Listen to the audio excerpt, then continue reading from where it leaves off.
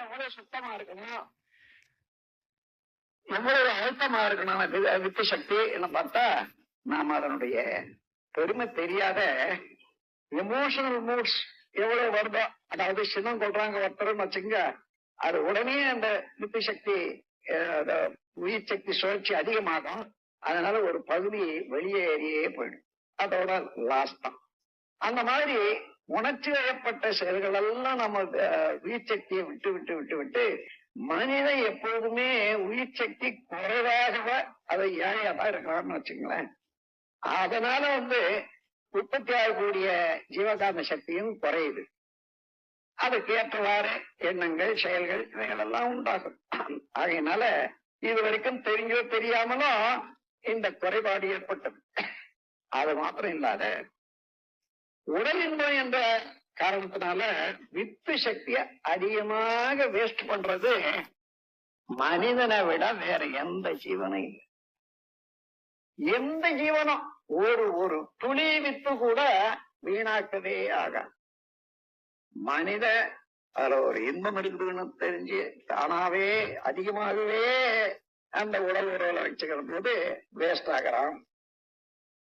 உடல் உறவு திருமணம் ஆகிற வரைக்கும் தான் காத்து இருக்காங்களான்னு பாத்தீங்கன்னா, நான் வைத்தியன், அதனால நான் நேரடியாக உங்களுக்கு என்னுடைய அனுபவத்தை சொல்றேன், எல்லாரும் தெரிஞ்சுங்க. இந்த ஒற்ற வயது வர்ற காலத்துல சாதாரணமாக ஆணுக்கும் பெண்ணுக்கும் அந்த உள்ளுறுப்புகள் எல்லாம் விரைப்பு கொள்ளும். அந்த வித்து அதிகமாகிற போது கொஞ்சம் சேர்ந்து விட்ட பிறகு விரைப்பு கொள்ளும். அந்த காலம் பார்த்து திருமணம் செய்து கொள்ள வேண்டியதுதான் அவசியம். அதுக்கு முன்னதாக இந்த சமுதாயத்துல என்ன இருக்குதுன்னா, எப்பொழுதுமே இந்த சிற்றின்பத்தை தூண்டி விடுறதுக்கு ஏற்ற கதைகள், காட்சிகள், அது இது இதெல்லாம் சினிமா போக்குவரத்து எல்லாம் காண காண அதை இன்னும் ஈர்க்க வச்சு அந்த இன்ஸ்டிங், அந்த உணர்வை அதிகரிக்கிறதுனால தாங்க முடியாத என்பது இன்னைக்கு இந்த உலகத்துல இளைஞர்கள் ஒரு 60% வச்சுங்க. சில நாட்டுல அதிகமா இருக்கும், இந்தியாவிலதான் அது அதிகம். மற்ற நாட்டுல அங்க கற்பு நெறி என்பது ஒரு அளவுல சும்மா பேச்சு அளவு இருக்குமே தவிர, மற்ற இதெல்லாம் இங்கிருந்து போன வாரதான் கற்பு நெறின்னு பேசிக்கொள்றது. ஆகவே அந்த மாதிரி இருக்கிற போது இங்க வேஸ்ட் வீணாக்கி கொள்ளக்கூடிய இளைஞர்கள் எவ்வளவு பேர் இருக்காங்க. நான் அப்படி சொல்றேன்னு இல்லையா, நீங்க நல்ல ஆராய்ச்சியாளர்கள் 4 பேர் 5 பேர் சேர்ந்துங்க, ஸ்கூல் பாய்ஸ் எடுத்துக்கங்க. நல்ல நான் சொல்ற வயதுல, அதாவது 14 இருந்து 18 வயது தனியா போய் ஒருத்தர் ரகசியமா கேளுங்க, எல்லாத்தையும் வருஷம் அந்த ஸ்டாட்டிஸ்டிக் எடுத்து பாத்தீங்கன்னா இது 60ன்னு சொல்ற பாருங்க, 70 80 போடும். அந்த மாதிரி வேஸ்ட் பண்ணிடுறதுனால மனித வளம் அடியோட, அதாவது உயிர் சக்தியும் இழந்துடுறான், காந்த சக்தியும் இழந்துடுறான், வித்து சக்தியும் இழந்துடுறான். இன்னைக்கு வர வர இந்த வித்துல, அதாவது குழந்தை பேருக்கு உரிய சக்தி இருக்குது பாருங்க, அது ஸ்பெர்ம் கவுண்ட்னு சொல்லுவாங்களே, வர வர குறைஞ்சு போயிட்டே இருக்குது. ஏன்னா அது வீணாக வெளியேற்றி விட்டு விட்டதுனால, போதிய அழுத்தம் இல்லாததுனால அந்த ஸ்பெர்ம் கவுண்ட் சரியா இல்லை. அந்த அளவுக்கு உடல் சக்தி இல்லை. படிச்சுக்கிட்டே வருவான், படிச்சுக்கிட்டே வர்ற போது மறந்துகிட்டே வருவான். அங்க பிடிக்காது. அதாவது அடைப்பான் விடுப்பான்னு சொல்லுவாங்க. அடைப்பான்னா வால்வ் ஆக்ஷன், இழுத்து பிடிக்கிறது அடைப்பான். விடுப்பான்னா தள்ளும் சக்தி. இந்த இரண்டும் நமக்கு இருக்குது. அந்த இழுத்து பிடிக்கிற சக்தி போச்சு. அது போறதுனால படிச்சுக்கிட்டே வர வேண்டியதுதான், விட்டுக்கிட்டே வர வேண்டியதுதான். படிச்சது இழுத்து பிடிச்சதான் நிக்கும் மூளை செல்கள்ல இல்ல. அப்புறம் பரீட்சையில அதுக்கு தகுந்த மார்க் தான் கிடைக்கும். அப்பா அழுவாங்க, அம்மா அழுவாங்க, அவனும் அழுவான். இந்த மாதிரி பார்க்கணும். இதுக்கெல்லாம் ஒரே ஒரு இது நான் கண்டுபிடிச்சு, பிற்காலத்துல எத்தனை பேரை இப்போ அந்த அதாவது இந்த காயகல்பத்தை செய்து பயிற்சி செய்துட்டாங்கன்னா அந்த நீர்ப்பு தன்மையை குறைச்சிக்குது. முதல்ல அளவு குறைக்குது, அளவை அதிகரிக்குது. அதனால என்ன ஆகுதுன்னா அந்த செக்ஷுவல் இன்ஸ்டிங்க்ட்ன்றது நீர்ப்பு தன்மையினால ஏற்படக்கூடிய தேவையில்லாத இன்ஸ்டிங் இல்லை. அதுல இருந்து எத்தனையோ இளைஞர்கள் இன்னைக்கு முன்னேறி வந்துட்டாங்க.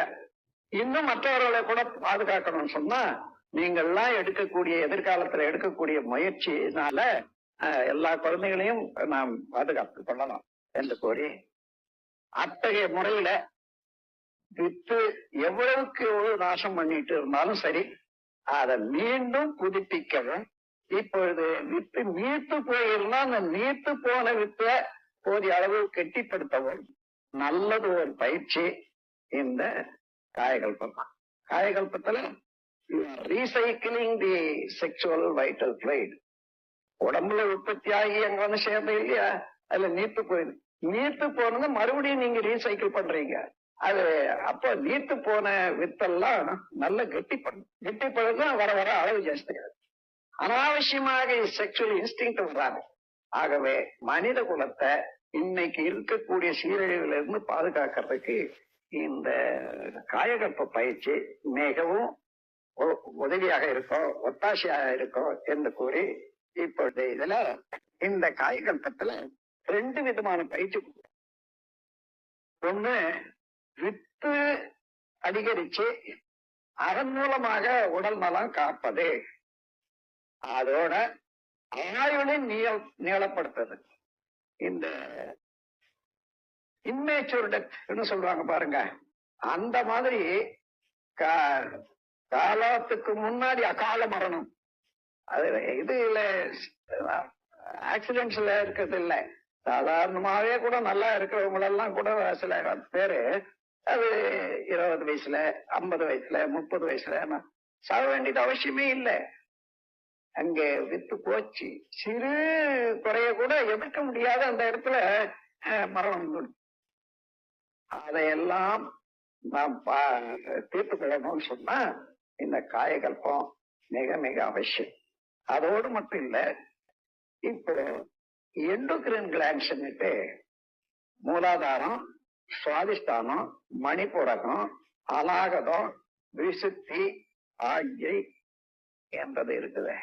இவ்வளவும் போதிய அளவு அது வலுவுள்ளதாக அந்த நரம்புகளை எல்லாம் நல்ல முறுக்கேற்றி வலுவுள்ளதாக செய்யக்கூடியது இருக்கிறதுனால உடல் நலம் காக்கிறத விட மனவளமும் காத்து, நட்பு நலமும் காத்து, அறிவை நல்ல முறையில விருத்தி செய்து மனிதனாக வாழச் செய்வதற்கு இது ஒரு நல்லது ஒரு பயிற்சி. இந்த பயிற்சியை எடுக்கிறவங்களுக்கு முதல்ல ஒரு சில வெளிப்பாடான சில இது தோன்றும். வயது ஆக ஆக எல்லாருக்குமே தோல் சுருங்கும்ல, உடம்புலயும் சரி முகத்திலயும் சரி தோல் சுருங்கும். என்னடா இதுக்குள்ள கழக நாட்டம் தெரியுறன்னு சொல்லுவாங்க இல்லையா, அது ஒண்ணும் இல்லை, இந்த தோல் சுருக்கம் தான். இந்த தோல் சுருக்கம் நீங்க யார ஒன்னாலும் பாருங்க, இந்த காயகல்ப பயிற்சி எடுத்தவங்க 80 வயசுல 90 வயசு இருந்தாங்கன்னா கூட தோல் சுருக்கம் வராது. அத அவங்க சித்தர்கள் அதை சொல்றாங்க, அந்த அளவுக்கு இதை கொண்டு வரணும்.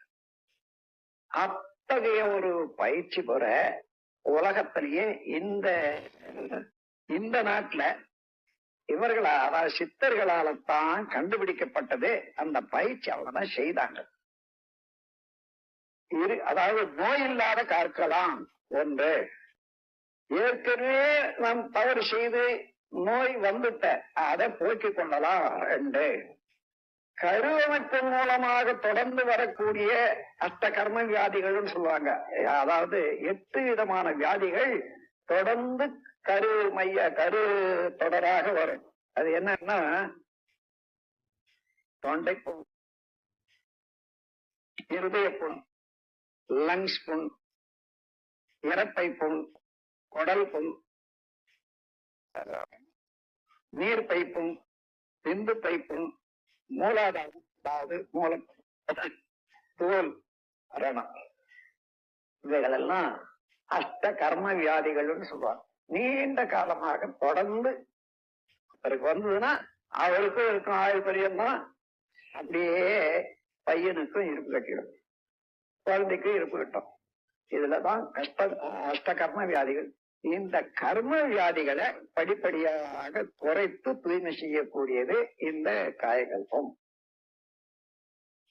அன்பர்களே, இதனுடைய பெருமையை அனுபவிக்க ஆராய்ச்சியோட அனுபவிக்கத்தான் உங்களுக்கு தெரியுமே தவிர வாயினால நேரடியா ஏதோ சொல்ற போது, ஏன்னா இது தத்துவம் உட்பட்டது, விஞ்ஞானம் உட்பட்டது, அனுபவத்துல தெரிந்து கொள்ளக்கூடியது. ஆகையினால நான் இது வரைக்கும் அந்த விஞ்ஞானத்தை நான் விளக்கம் கொடுக்கறத இதோட நிறுத்துகிறேன்.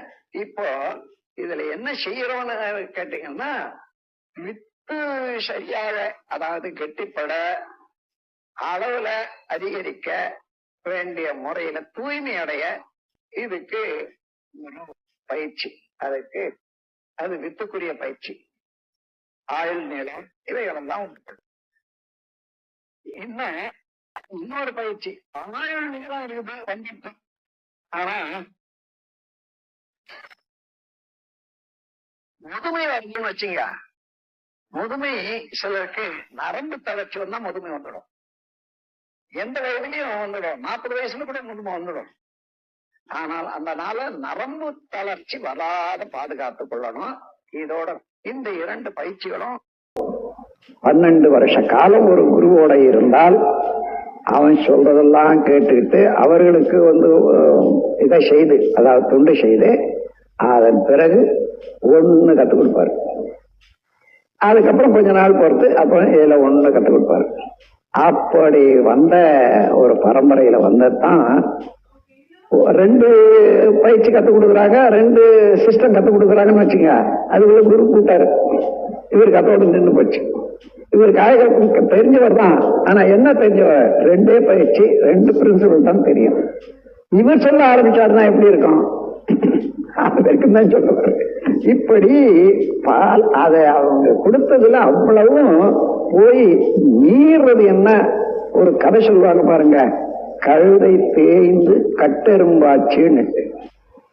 அந்த மாதிரி இப்போ நம்ம உலகத்துல இந்த காயகல்பம் கட்டெரும்பானது மாத்திரம் இல்லாத லேகியமாக வந்துட்டு, இப்போ லேகியமாக வந்துட்டு காயகல்பம்.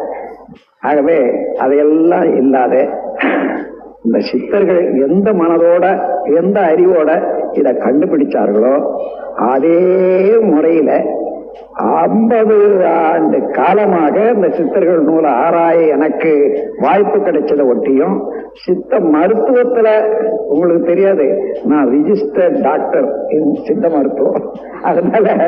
அதனாலயும் எனக்கு அதுல அவ்வளவு ஆராய்ச்சி அதுல நான் வந்துதான் இத கண்டுபிடிச்சு ஒவ்வொரு மூல முழுக்கல இருக்கக்கூடிய ரகசியங்கள் எல்லாம் தொகுத்தாச்சு. இதெல்லாம் மொத்த கலைகள் இதுவரையில மனிதன் கண்டுபிடிச்சது 64 கலைகள். அத்தனை கலைகள் கற்றாலும் அதுல காயகல்ப கலையும் ஒண்ணுதான். அது கற்காவிட்டால் இந்த உடல் விழுந்துடும். இந்த உடல் விழுந்து போச்சுன்னா என்ன ஆகும், அந்த மற்ற கற்ற கலையெல்லாம் மண்புக்கும், அதுவும் மண்ணாய் போடும். ஆகையினால காயகல்ப கலையை கற்றுக்கொள்ளுங்கள் என்று கூறி என்னுடைய உரையை இதோடு நிறைவு செய்கிறேன். வாழ்க வளம்.